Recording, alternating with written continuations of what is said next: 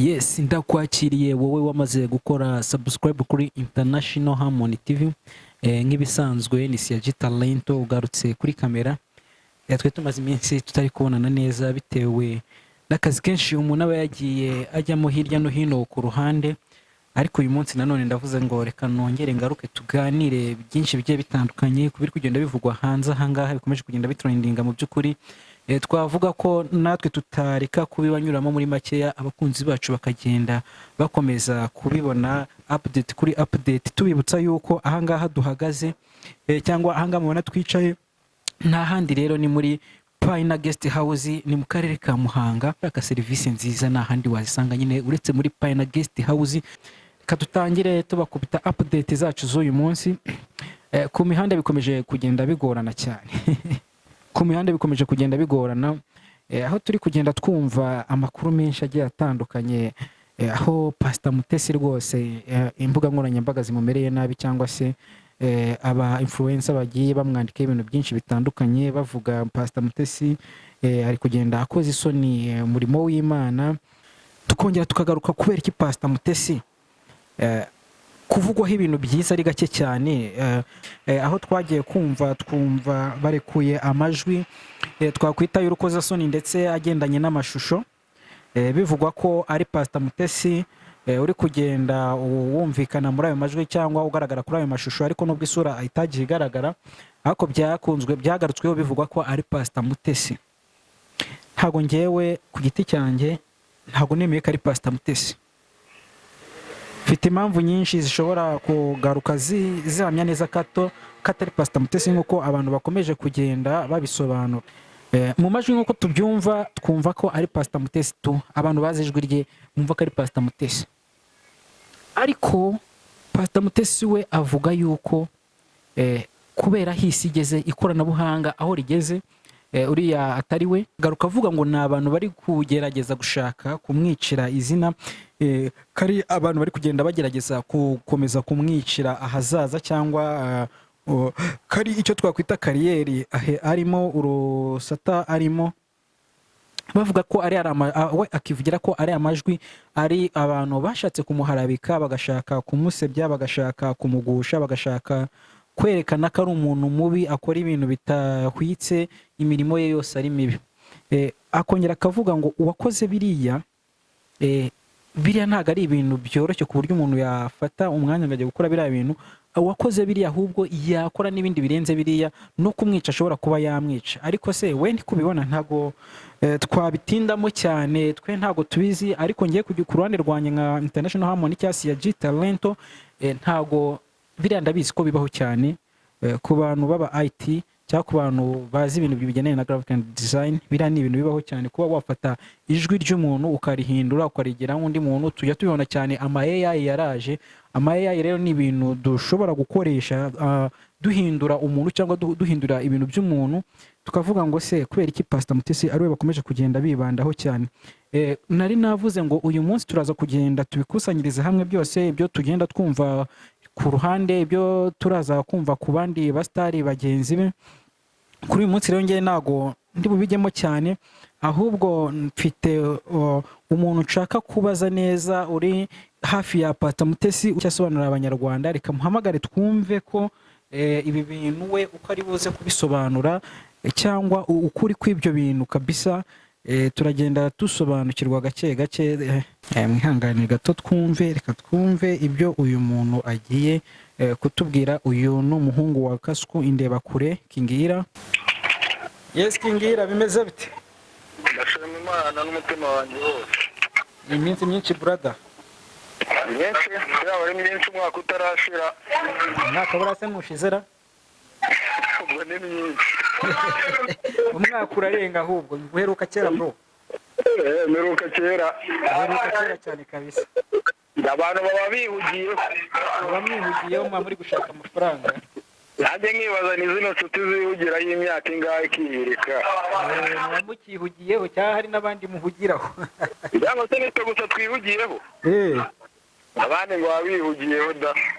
Nabonye nanjye ndikumva ngo hari abantu bihugiye haho ngaho i Kigali bihugiraho kabisa. Kingira rero ndi kuri kamera za International Harmony TV. nagusabaga umwanya muto kabisa tubashe kugenda tuganira, hari ibintu nashaka kugenda musobanuza, wenda weho hari byinshi undusha nk'umuntu uri mu gisata cya entertainment mu mujyi wa Kigali. yego Sinzi niba rero waba ufite umwanya cyangwa niba naba ntagutunguye ngo tugende tuganira kuri ibyo bintu ndi kugenda numva biri gutwika aho ngaho i Kigali, kugira ngo abanyarwanda babashe kugenda basobanukirwa fresh, bareke kwibeshya cyangwa kugendera mu Kigali batazi Kigali bari kugenderamo icyo ari cyo. si uko ari ibyo nkurusha, ahubwo tuganire dusharinga ibitekerezo. No gusharinga ibitekerezo. Kingira ndi kwibaza muri aka kanya, iyi mihanda iri kugenda itwereka ibintu byinshi bitandukanye, ariko ahanini bikagaruka kuri Pastor Mutesi ndetse na mugenzi we mama, harya ngo ni mama Sharirene. Mama Sharirene. Amakuru atizewe neza nimba ari bo. Ni amakuru atizewe neza niba ari bo. Yego. Impamvu mvuga ngo ntabwo byizewe nuko video uzifite vuba ko ari umuntu umwe witwa Ezekiel Rukundo. Ezekiel, ariko ubundi Ezekiel ni muntu ki? Ezekiel numva ngo umukozi w'Imana. Aho ufite channel yitwa Kiranuka TV. Ukora ibiganiro nakita ngo ni amatiku yo kuri YouTube cyangwa se iyobokamana. Awe bashingiye kuyobokamana, amatiku yo muri iyobokamana kuri YouTube. Urumva icyo twavuga ntabwo ari nka gospel akora wenda n'ibiganiro by'iyobokamana, ariko ahanini byibanzemo amatiku. Yego. None se Kingira, nkibaza uriya mutipe avuga ko ayo mashusho cyangwa ari amajwi yaba yarayakuye he? Amajwi bivuga yuko ari umudiaspora yamwohereje, ni amashusho ubundi we yahawe y'abantu babiri, naramenya neza ngo ni bande, ariko we mu gukora ikiganiro yagikoze agaragaza yuko ari umuntu witwa Mama Sharirene ndetse n'uwitwa Pastor Mutesi. Ariko mu gusohora cyo mu gutanga amajwi wenda abandi ba YouTube cyangwa se n'abandi banyamakuru, we yatanze amajwi ntabwo yigeze atanga video. We yatanze, none ahubwo video ubwo n'abandi bari kuzikireye. Video bivuga yuko ari uwitwa Ezekiel Rukundo zifite, ariko mu bantu bazi abitwa Mama Sharirene na Pastor Mutesi bakavuga yuko nyine mwijwi cyangwa se muri voice yatanze ijwi imwe ari y'umuntu witwa Pastor Mutesi, irindi rikaba irya Mama Sharirene. Yego. None se Pastor Mutesi twakunze kugenda tumubona kuri kamera cyangwa tumwumva ku majwi ari kugenda avuga ngo ibi bintu ngo bakomeje kugenda bamukorera ngo ni abantu bashaka kumwicira izina, ngo icyo koze cyo nawe akemera ko amajwi uwo muntu avuga nkawe, ariko akavuga ngo ni editing zigezweho cyangwa bya bindi twita ama AI by'iyi minsi byagiye bitera. We ni kubyumva wenda ukurikije rero iraje twumvishe, njye ku giti cyanjye numvishe ijwi rimeze nk'irya Pastor Mutesi. Ikintu cya mbere mwamenya, Pastor Mutesi ubundi yarashatse yakoze ubukwe. Yego. Adere kuri Yego. Ariko ikindi kintu cya kabiri, Pastor Mutesi ntabwo ino mihanda ikunze kumuvuga neza. Yego. Bavuga yuko rero n'andi ushobora kuvugira ubusa ku musozi kugira ngo ube utoranywa mu bantu barenga ibihumbi bakuvuge nabi, nuko hari ububi bwawe baba bazi. Yego. Bivuze ngo n'ubundi ikindi kintu Pastor Mutesi ntabwo nizera yuko ari umunyamihanda, ari uwo muntu avuga ngo ukorera Imana ijana ku rindi, ahubwo ni umunyamihanda. No ku mihanda yagiye agaragara ku mihanda cyane. Igice kinini witwa Pastor Mutesi njye mbona afite ni icyo mu mihanda, ntabwo ari icyo gukorera Imana. Yego. Kuko ibyo akora byose biba biri kuri kamera, yirirwa ashwana n'abitwa Pastor Claude, ejo bundi wumvishe ko yafungishije uwitwa Bosco Impaya, yirirwa ashwana n'abitwa ba Kamarade, ibintu byinshi bitandukanye. Bivuze ngo kuba video cyangwa se amajwi y'umuntu witwa Pastor Mutesi yajya hanze nta gitangaza kibirimo. Nta gitangaza kibirimo. Nizera ko nta n'igikuba cyacitse nk'abandi bantu tuba tuzi. Nk'ubu ugiye kumva ngo mama Pasteur uriya Asiya. Umugore wa Tojeni kugendera amazi kumeze ko mu bigo bidashira. Ugiye kumva ngo hari video ze zagiye hanze z'urukozasoni. Kigeze ariko kugaragara we n'amashusho yaragaragaraga, sinzi naho utaramubonye ariko kugenda amasa umuntu w'umutipe. Kiragije navuga ko igikuba cyari cyacitse.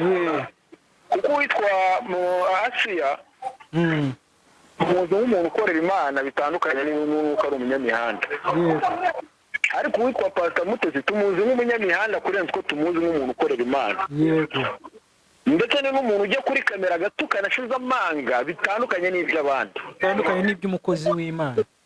yego ushatse kuvuga ngo kuba twabona amavideo cyangwa se twakumva ayo majwi nubwo tudahamya neza ijana kuri ndi yuko ari Pastor Mutesi niba kuri Pastor Mutesi nta gikuba cyacitse mu by'ukuri ku muntu wenda navuga ngo si ukwinjira mu buzima wenda bw'umuntu kuri Mama Sherlene we afite ubuhamya bw'ukuntu yavuye iwabo akajya gukora akazi ko mu rugo bikanga bakamwirukana iki n'iki bitandukanye agaragaza ko ubuzima bwe bwari bugoye kano kanya uwitwa Mama Sherlene amakuru numva mu mihanda nuko yibana namufasha afite cyangwa se namugabo afite ariko akaba ari umwe mu bantu tubona kuri YouTube bayeho neza ndetse baho no mu nzu z'ibitangaza ndetse n'umwe mu bantu twabonye ukora ama content yo guteka ukabona yuko nyine ubuzima bwe butandukanye n'ubw'abandi bantu basanzwe ndetse n'ubwo abandi bantu bashobora kuba barakuriye muri ubwo buzima barakoze akazi ko mu rugo bikanga bakaza gushaka umugabo bagatandukana bakananiranwa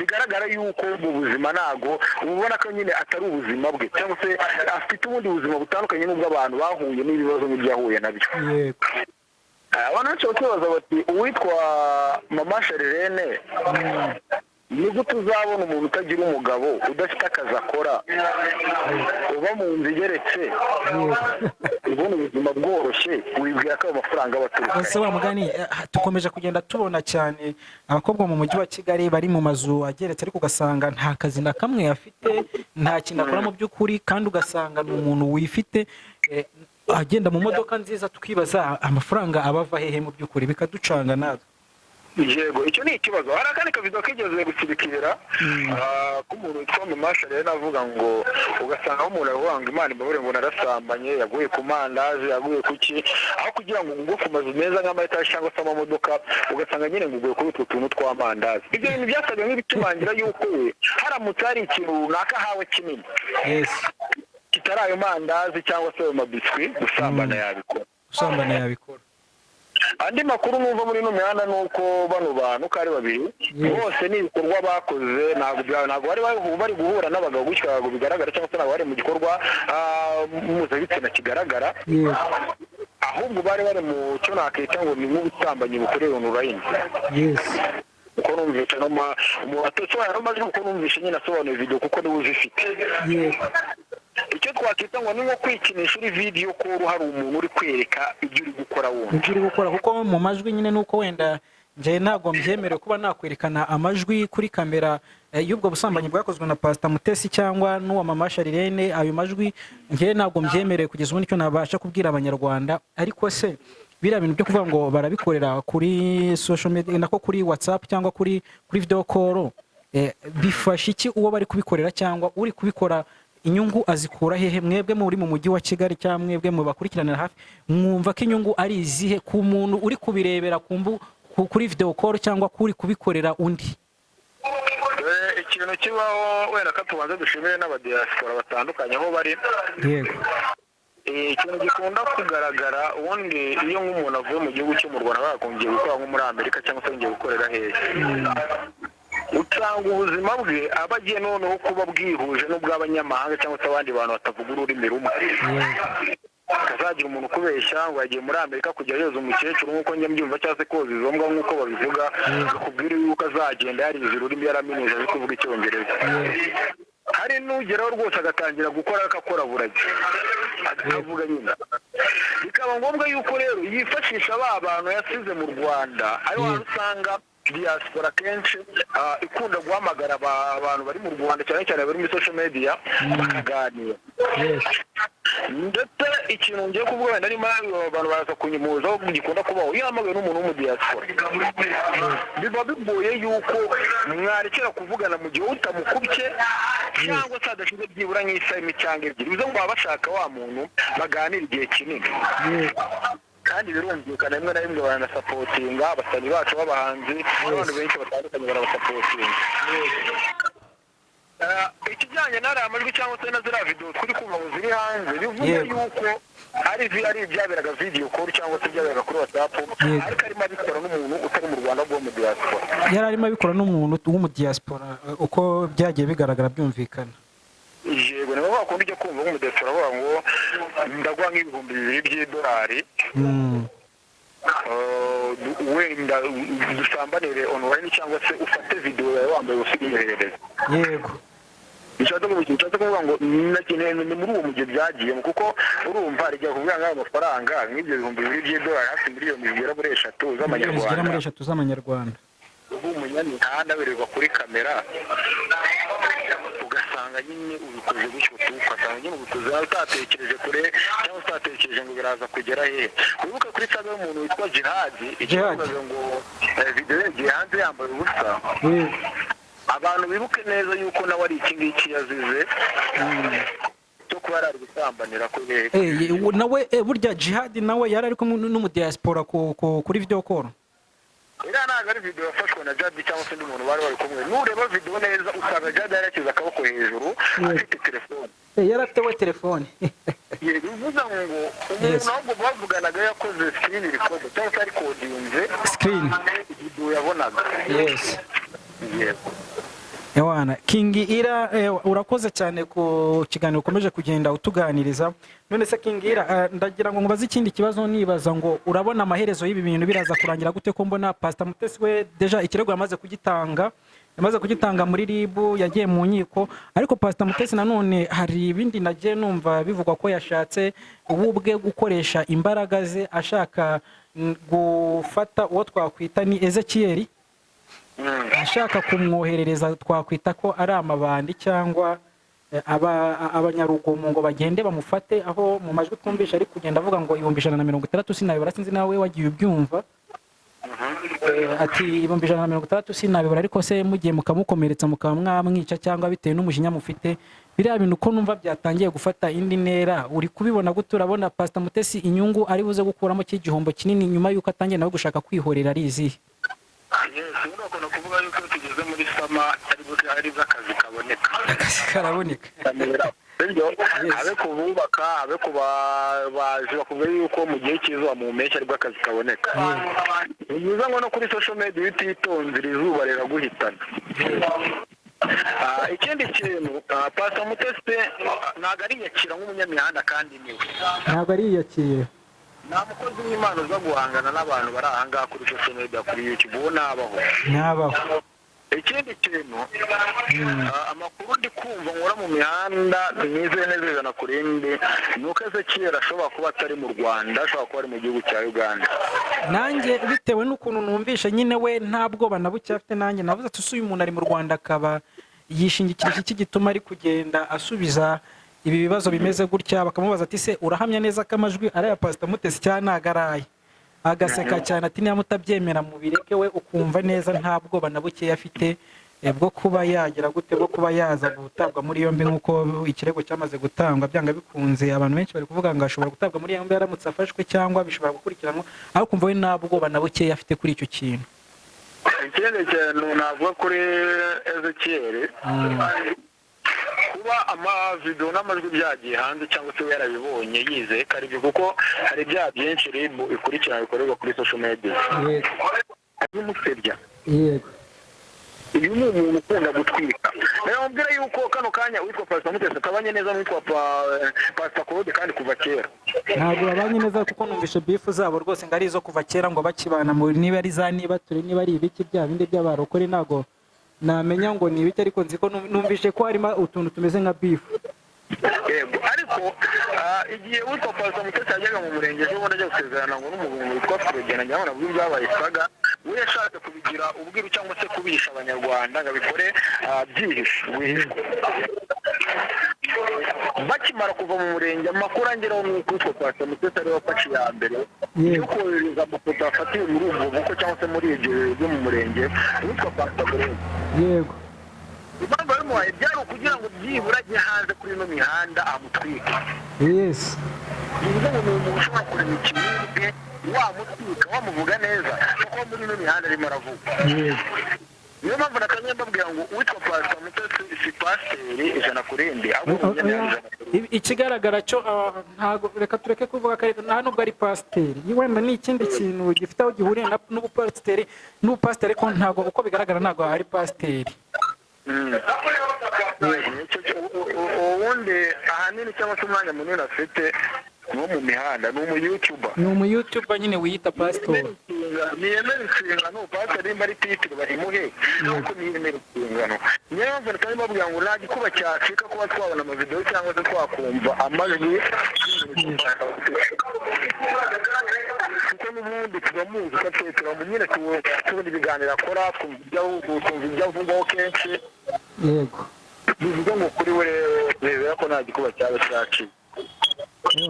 King Ira ndagushimiye cyane kabisa ku kiganiro ugezaho abanyarwanda, nabo ndumva babashije kugenda basobanukirwa byinshi bigiye bitandukanye kuri Pastor Mutesi, byinshi bari kwibaza bagiye babyumvura bisobanuye cyane kurusha uko nyene ari kubisobanura, kuko nta makuru arambuye nari mbifite, ariko nkawe uri mu gisata cya entertainment mu mujyi wa Kigali byanga bikunze hari ukuntu ubu ufite amakuru 5 kuri 5. Ndagushimiye rero kuba wemeye kutaba telefone za International Ham TV. Reka dukomeze ikiganiro kabisa, Imana iguhe umugisha kandi ibyo ukora byose bigende neza kuri uyu munsi. Urakoze cyane. Sawa Ira.